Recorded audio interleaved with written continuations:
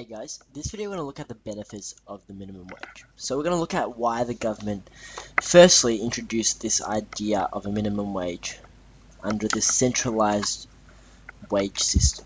So there are many benefits to the minimum wage, and although there are benefits, the benefits of enterprise bargaining outweighs these benefits of the minimum wage.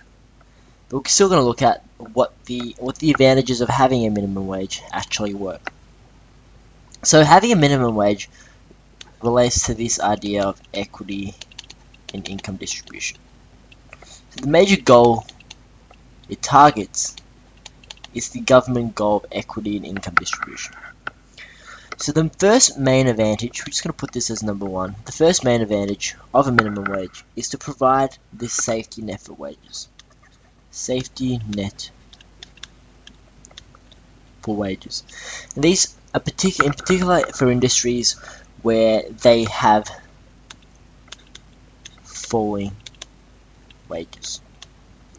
So if the equilibrium of this industry, or the equilibrium wage of this industry is indeed falling, the minimum wage helps to create this safety net so that wages don't fall below a particular point. And this helps achieve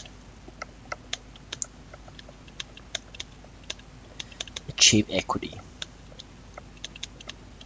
And it helps achieve this idea of maintaining living standards. For example, when the equilibrium wage of an industry, let's just say this is for the market of good A. Let's examine the market for good A, or the wages or the labor utilized for good A. So we have wage and we have the quantity of labor. So for simplicity, we're just going to assume that labor is upward sloping, or the supply of labor is upward sloping, and the demand for labor from firms is downward sloping. So assume, for example, that this minimum wage here is in fact, or the equilibrium wage is in fact $2 an hour. Now, as we know, in this current economic climate, $2 an hour is not sufficient enough to sustain a reasonable standard of living. And as we know, an equitable distribution of income doesn't mean that everyone has the same money. It means everyone has a reasonable living standard. So that means they have basic access to goods and services, and they have access to their needs and wants. So they can fulfill most of their needs and wants, and they're living above the poverty line. However, at $2 an hour, we can see that this may cause people to fall below the poverty line. So it can, for firms with market power, or firms with market power, this could lead to an exploitation of workers. And that's a sub-point to this first point here, providing a safety net for wages so that they don't have falling wages.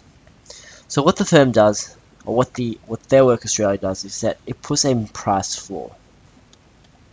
So the minimum wage at, say, $10 an hour.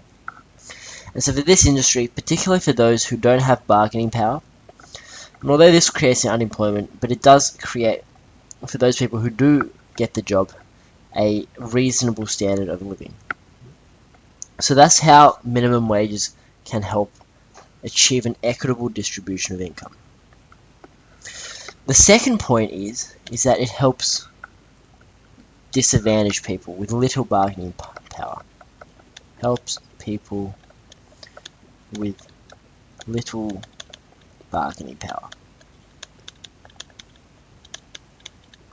And these are often people who come from disadvantaged backgrounds, often say non-English speaking migrants, uneducated workers, or those living in rural or remote areas. So those people who have little choice but to work for $2 an hour. And so this comes back to the idea that firms can indeed exploit workers because these people have little choice. To sustain a living, any sort of living, they must work. And because they don't have the necessary skills or the necessary qualifications to work in other industries, then they must work in this industry. And so say, for example, if McDonald's, To work in McDonald's, you require little skill or little qualification. Anyone can work there, and those who are often immigrants will tend to find jobs such as McDonald's with very low skill requirements.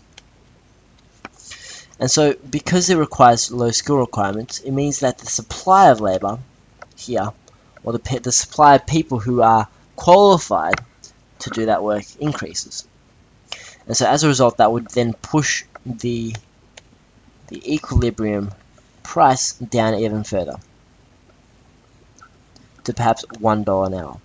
And sometimes in America, you will see that wages do fall to that sort of level because of the high supply of labor in America and those who are willing to work.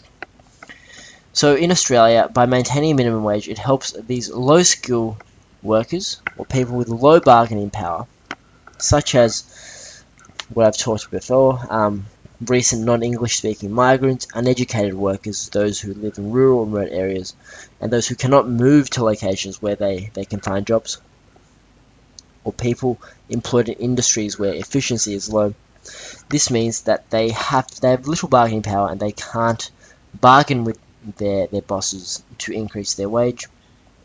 And so having a minimum wage actually protects them from falling below the poverty line, and therefore helps achieve this idea of an equitable distribution of income so that everyone has a reasonable standard of living. If not a fantastic standard of living, but at least a reasonable standard of living. So that's the benefit of having a minimum wage in place, is that workers aren't exploited by firms so that they fall below the poverty line.